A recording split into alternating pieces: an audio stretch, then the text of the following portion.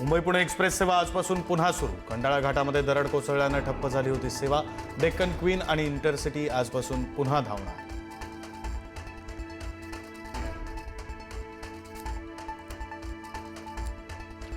लोकलचं AC बंद पडल्यास प्रवाशांना पुढील स्टेशनवर उतरवण्यात येणार। लोकलमध्ये एसी यंत्रणेत बिघाड झाल्याच्या प्रकारानंतर मध्य रेल्वेचा अजब निर्णय।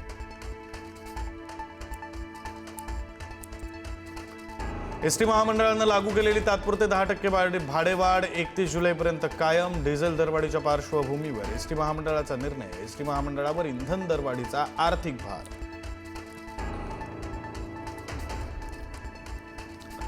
प्रसिद्ध कोचिंग क्लासेस महेश ट्युटोरियल्स बंद। राज्यातील सर्व 33 शाखा बंद झाल्याची माहिती। जवळपास 3000 विद्यार्थ्यांची फसवणूक झाल्याचा पालकांचा आरोप। सिया गोयलच्या वडिलांच्या पुण्यातील दुकानावर एफडीएची कारवाई। अन्नपदार्थांच्या गुणवत्तेबाबत आणि कायदेशीर बाबींबद्दल गंभीर त्रुटी आढळल्यानं कारवाई। सियाचे वडील होलसेल ड्रायफ्रूटचे व्यापारी। मुंबईहून अंबरनाथकडे जाणाऱ्या लोकल ट्रेनमध्ये प्रवाशावर कोयत्यानं हल्ला। जागेवरून वाद झाल्यानं तिघांनी केला हल्ला। मध्यरात्री ठाकुर्ली रेल्वे स्थानकातील घटना। हल्ल्यात प्रवासी गंभीर जखमी। आरोपींचा शोध सुरू।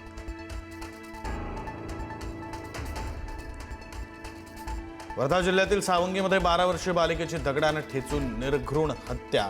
शेतातील घरात मृतदेह आढळल्यानं अत्याचाराचा संशय।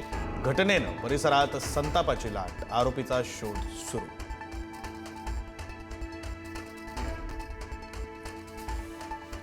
मुंबईतील अंधेरी परिसरामध्ये हिट अँड रनची घटना। दुचाकीस्वारांचा 8 वर्षीय चिमुरडीला धडक देऊन घटनास्थळावरून पळ। जखमी मुलीवर उपचार सुरू। फरार दुचाकीस्वारांचा शोध सुरू।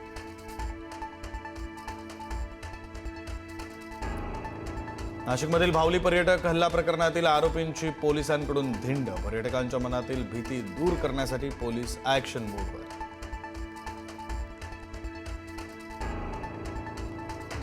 विनायक राऊत यांच्या अडचणीत वाढ। सून गिरिजा राऊत छळ प्रकरणामध्ये विनायक राऊतांसह त्यांची पत्नी आणि गीतेश राऊतांचा जामीन फेटाळला। कोणत्याही क्षणी अटकेची शक्यता।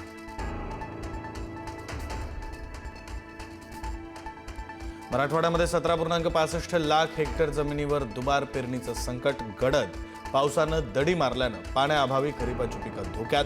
पाण्याअभावी उगवलेली पिकंही धोक्यात।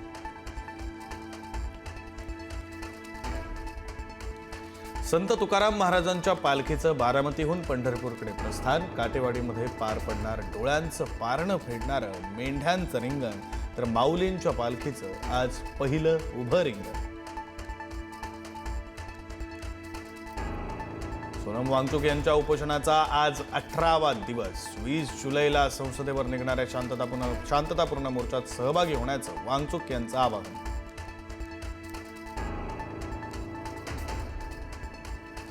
अमेरिका इराण संघर्षामुळे कच्च्या तेलाचे दर वाढले। ब्रेंट क्रूडचे भाव 1% वाढून $86 प्रति बॅरलवर।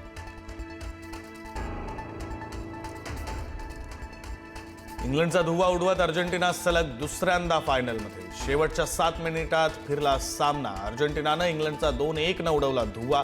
फायनलमध्ये अर्जेंटिनाचा सामना बलाढ्य स्पेन विरुद्ध होणार। फिफा फुटबॉल स्पर्धेच्या उपांत्य फेरीमध्ये फ्रान्सचा संघ पराभूत होताच पॅरिसमध्ये हिंसाचार आणि दंगल। चाहत्यांकडून दुकानांची जाळपोळ आणि लुटालूट।